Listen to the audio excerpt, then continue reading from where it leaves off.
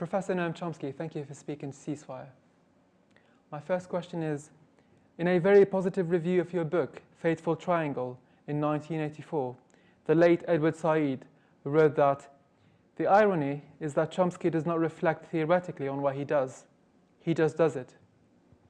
So, on the one hand, he leaves us to suppose that telling the truth is a simple matter, while, on the other hand, he compiles masses of evidence showing that no one really can deal with the facts. How can we then suppose that one man can tell the truth?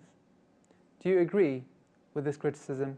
And is there a reason why you do not reflect theoretically, to use his phrase, on what you do?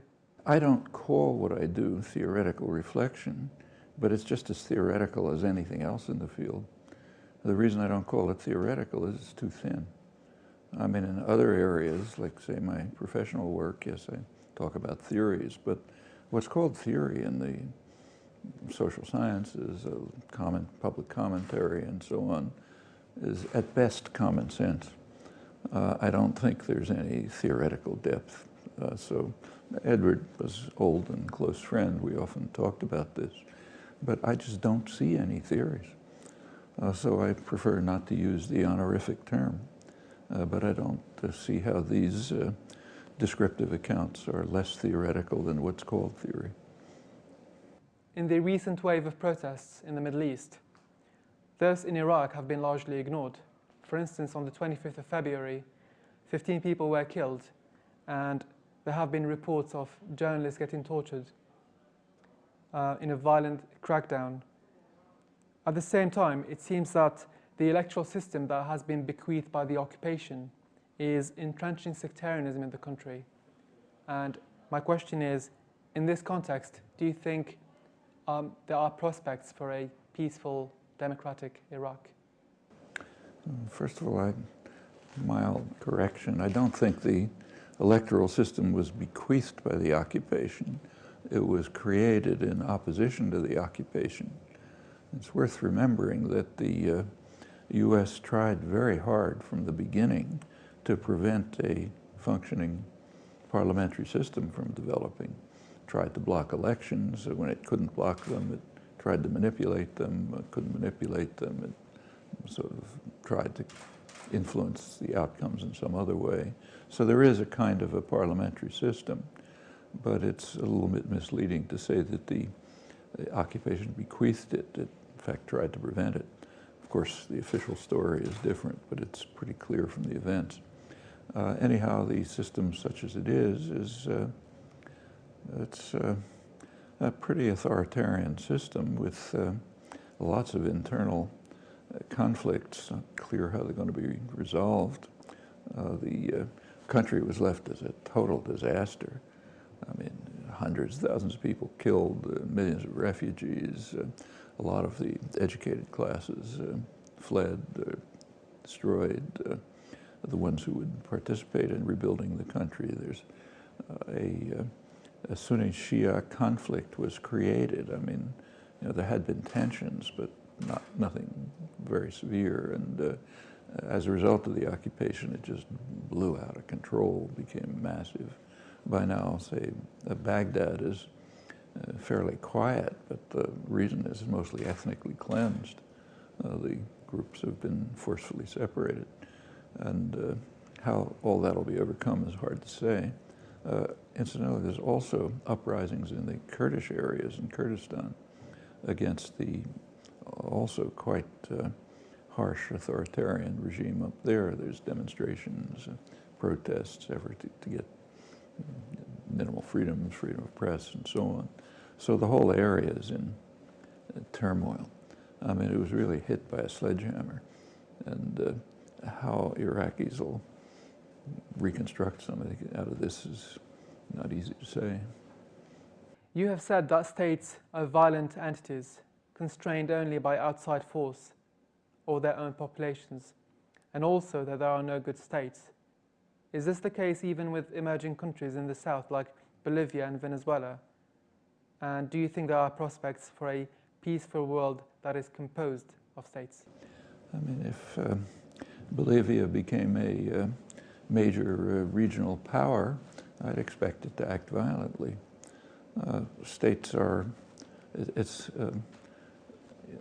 not a simple principle, but by and large, there's a tendency for states to be violent to the extent that they have power, meaning to the extent that they have freedom of action. If the freedom of action, as you quoted, can be either lack of external or internal constraints. That's a pretty typical property of states, and I don't think whether that happens or not depends on what the states are like. So if a state becomes really internally democratic, responsive to popular will, not under the control of concentrated domestic power of some sort, then people aren't necessarily aren't violent. They'd rather live in peace. So it might be constrained. Actually, things change over time. I mean, take, say, Europe. For centuries, Europe was the most savage place in the world, in large measure as a result of the policy of state formation. Imposition of state structures is a pretty violent process. The state structure itself, with rare exceptions, does not correspond to the nature of the society on which it's imposed. Societies have to be forced together into a mold, even if they're very distinct. Iraq's a perfectly good case. The British put together pieces that had nothing to do with each other, so that tends to be tension. And that's true of, that was true right through the history of modern Europe. It was an unusually savage place, in fact developed a culture and technology of savagery which helped it conquer the world. And finally, in 1945, Europe settled into what's probably a long, maybe permanent peace. The reason is pretty straightforward. The Europeans recognized they just could not continue with this. If there was a move to a third world war, it would be the end. I mean, the level of destructiveness, violence, and so on had reached such a peak that it just couldn't be used anymore. So yes, now Europe is fairly pretty much peaceful. On the other hand, if you look around the world, the conflicts that are raging all over are to a very large extent a result of the imposition of nation-state structures by European imperialism on regions where they have little, if any, relation to the interests and needs of the populations, so that the effects of European state creation are still being felt in terrible conflicts all over. Can this change? Yes, it can change the way it has changed in Europe. It can change if the states themselves internally change in such ways that the populations are unwilling to support violent action and press for peaceful measures. If you look at popular opinion, that's usually what people want. I mean, so take the United States. A considerable majority of the population thinks that the United Nations, not the United States, should take the lead in international conflicts. In fact, the majority even support giving up the veto at the Security Council and following the will of the majority, even if the U.S. doesn't like it. I mean, those are kind of unthinkable notions among policy elites, but it is popular opinion, similarly on many other issues. So there's a hope, and I think state structures should and can, in fact, be simply eroded. I mean, to an extent, that's happening in Europe. So state borders are less sharp than they were, say, a century ago. You can cross from one place to another freely. There's more interaction. State systems are still there, but in a less sharp and harsh form than in earlier years, and it may continue. Also, there's a process inside Europe of a kind of regionalization, more developed in some countries than others, but say Spain, Catalonia's fair amount of autonomy, Basque Country as well, other regions may move in the same direction. In the United Kingdom, Wales, and Scotland, there's been a level of devolution, which is, again, kind of weakening state structures, all of which is a good thing, I think. So there can be changes. Obama's election brought about much rhetoric of post-racial societies in the West. Do you think his election has significantly improved prospects for African Americans and others in the US? And how significant a role do you think race still plays today? You want to see what role race plays? Take a look at the prisons, the poverty statistics, unemployment, and so on. It plays an enormous role. Takes just say the prison system. Prisons have exploded in the United States in the last 30 years. Back to about 1980, incarceration rates in the United States were pretty much the same as other industrial countries, a little toward the high end, but not off the spectrum. And now it's 5 to 10 times as high. The prisons are populated overwhelmingly with African Americans, secondly Hispanics, mostly men, the number of women is also increasing. It's not because of crime, and crime rates haven't increased.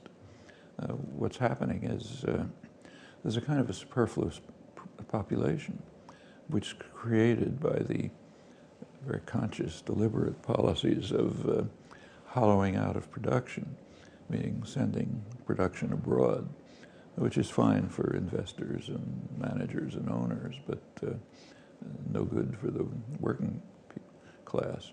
Now, there's such a close race-class correlation in the U.S. that the effect of hollowing out production has been disproportionately felt by African Americans, so their level of unemployment is much higher, and there's nothing for them, you know. So then huge numbers end up being sent off to the prisons.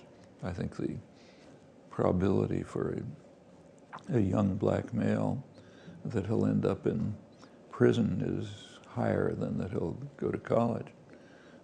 That's one residue of racism and slavery, which is still extant, and there are many others. As I mentioned, poverty statistics, unemployment statistics, and so on. I mean, Obama's election was a kind of a psychological shot in the arm, and important in that respect. But it really didn't have much in the way of objective change. Very little, in fact. My next question is, the emerging movement against public sector cuts in Britain has so far been run along largely consensual decision-making lines without any clear leadership. But some have criticized it for lacking effectiveness due to this method. Often, for example, meetings can run for hours without decisions being taken because no one wants to assume authority. In your experience as an activist, how do you balance efficiency with anarchist principles? I mean, it is true of participatory systems. They tend to be deliberative, as they should be. What often happens, unfortunately, is that a small segment which is willing to persist, can handle the boredom, isn't going to walk out, often end up taking control. So they do end up often quite hierarchical. And these are just problems that have to be worked out. There's no formula for it. I mean, I've been active in organizations in which they were worked out pretty well. There are others which they have not. As I say, there's no formula. In Britain, the established labour movement has faced a lot of criticism for having become too comfortable, too linked to sectors of power like the Labour Party, and averse to radical action. Many have dismissed the trade unions as irrelevant today. Do you think a strong public movement can be built without unions? And is it worth trying to revive and reform them? Well, traditionally, organized labor has been in the forefront of